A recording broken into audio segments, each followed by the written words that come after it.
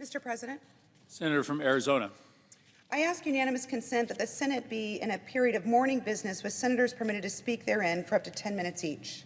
Without objection. Mr. President? Senator from Arizona. Thank you, Mr. President.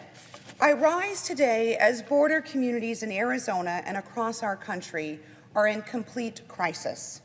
This crisis is not new. It's one that has progressively worsened year after year, administration after administration, due to the federal government's repeated failures to address our broken border and immigration system.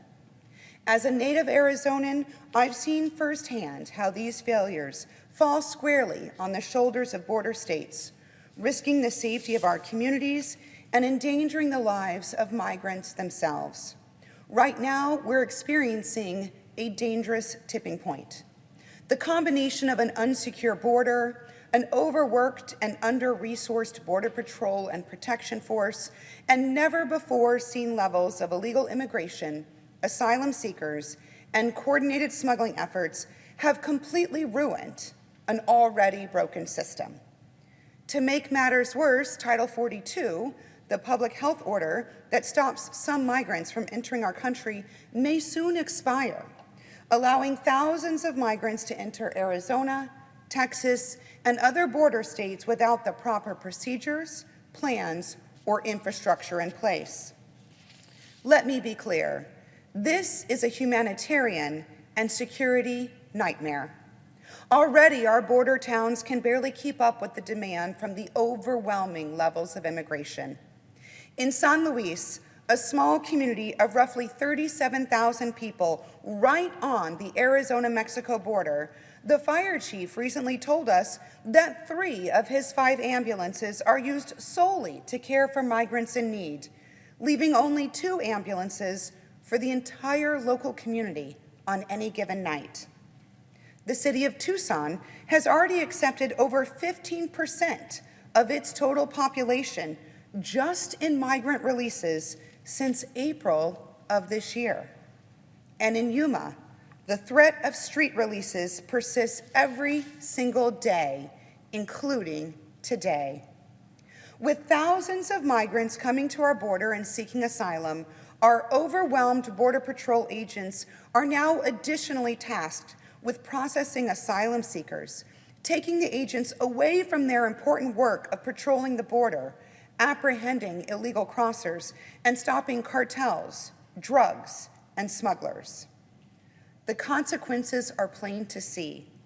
The mayor of San Luis even recently reported seeing migrants traveling along inner-city highways because Border Patrol was too overwhelmed to apprehend them closer to the border.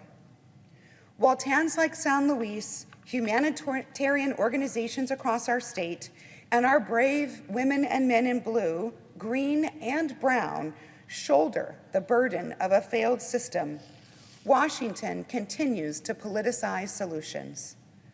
Politicians are retreating to their partisan corners instead of examining the problem for what it is, not what one party or the other party wishes it was, and focusing on finding meaningful solutions.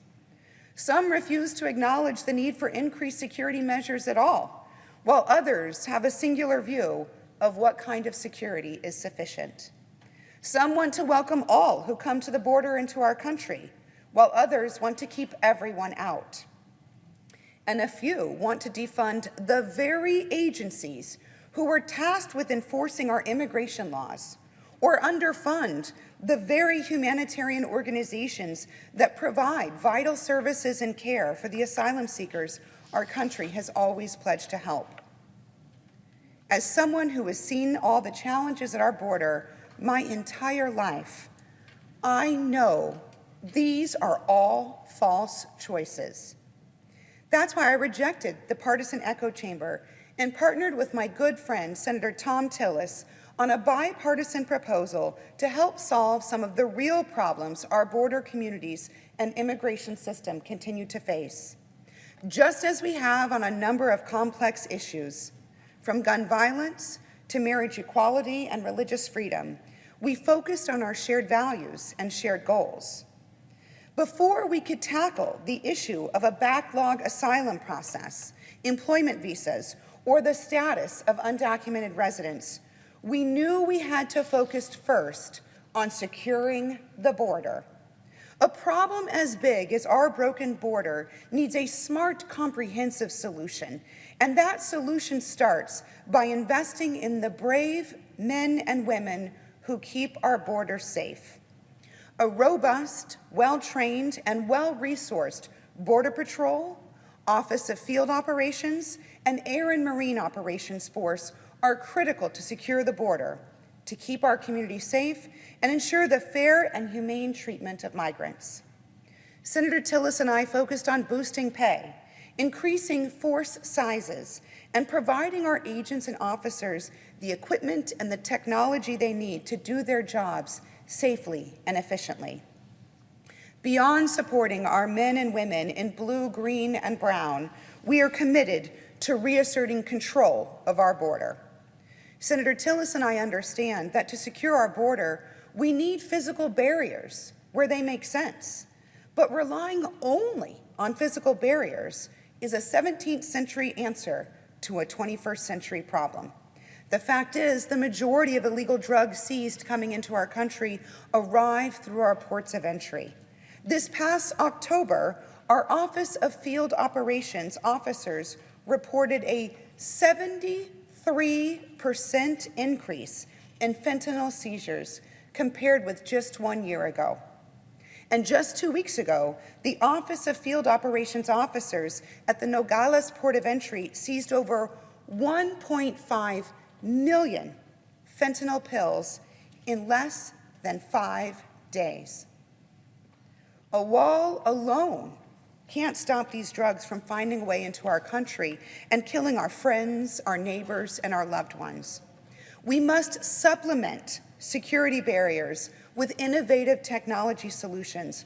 We must boost our border protection and patrol forces, and we must update the policies governing our border to meet the moment. For years, our asylum system has represented the promise of America, welcoming those fleeing persecution to find freedom and safety. Today, though, our asylum system is broken. Our Border Patrol isn't able to do their jobs and catch dangerous criminals, and our border communities cannot keep up. In order to uphold the promise of protection and freedom and ensure that our asylum system works for those who seek to serve, we must acknowledge that the status quo is no longer functional. Our immigration courts and asylum officers remain completely backlogged, with simple cases taking years to resolve, sending a message that America does not take this process seriously and that our system can be manipulated. In Arizona, the impact is clear. Small towns along our border, like San Luis, Nogales, Naco, Yuma, and Ajo, are overwhelmed daily, struggling to care for their own residents while managing an increasing influx of hundreds of migrants every day. With our asylum system broken, more migrants make the arduous and often devastating journey to our border.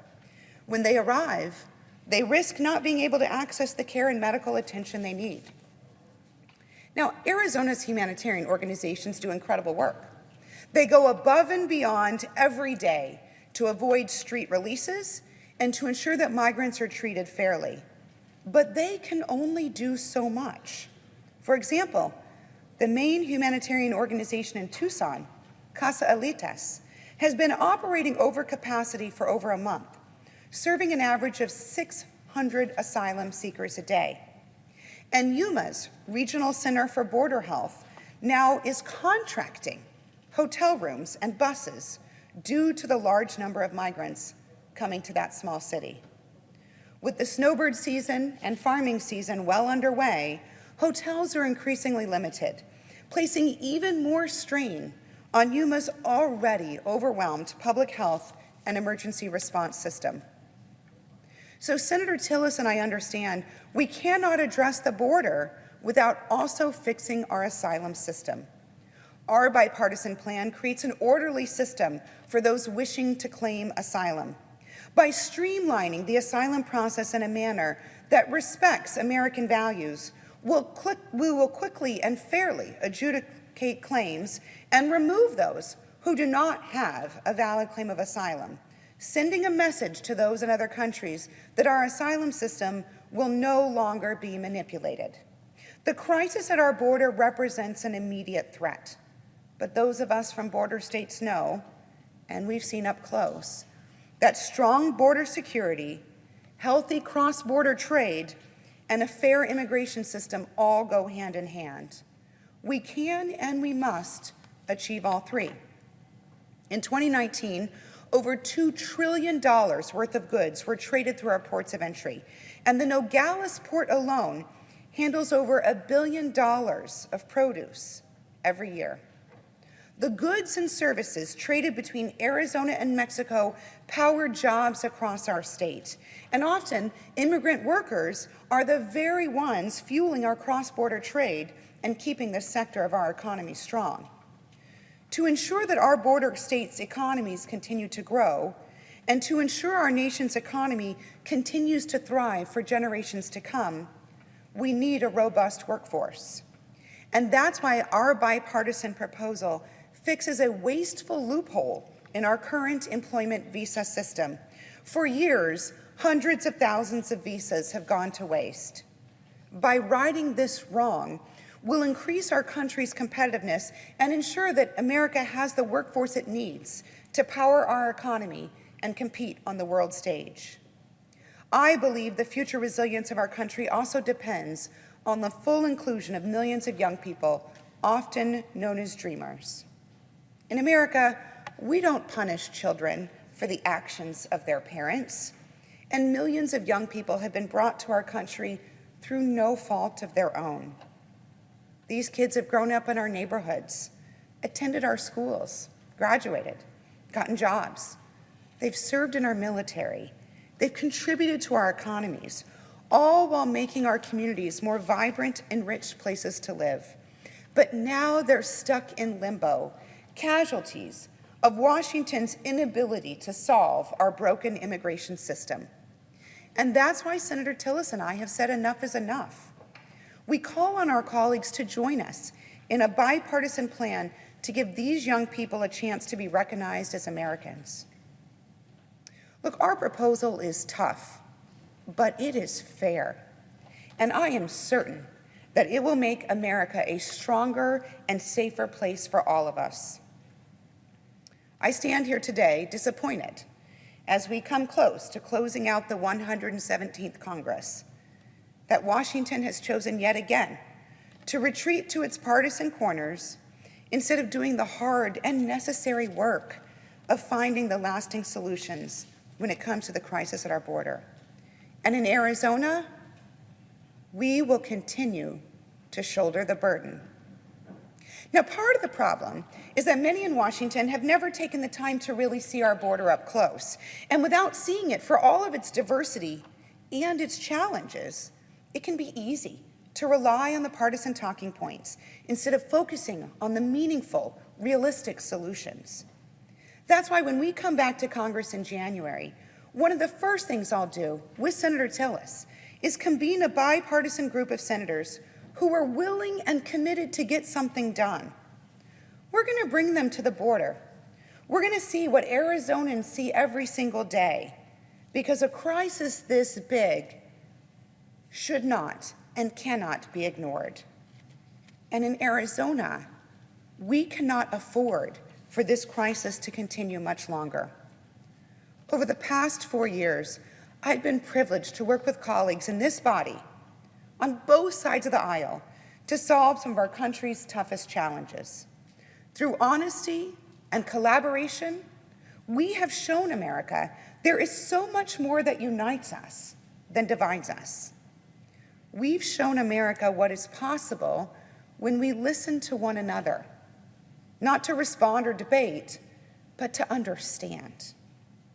There's no challenge more intractable, more difficult to bridge, and more dire for us to solve than our border and immigration crisis.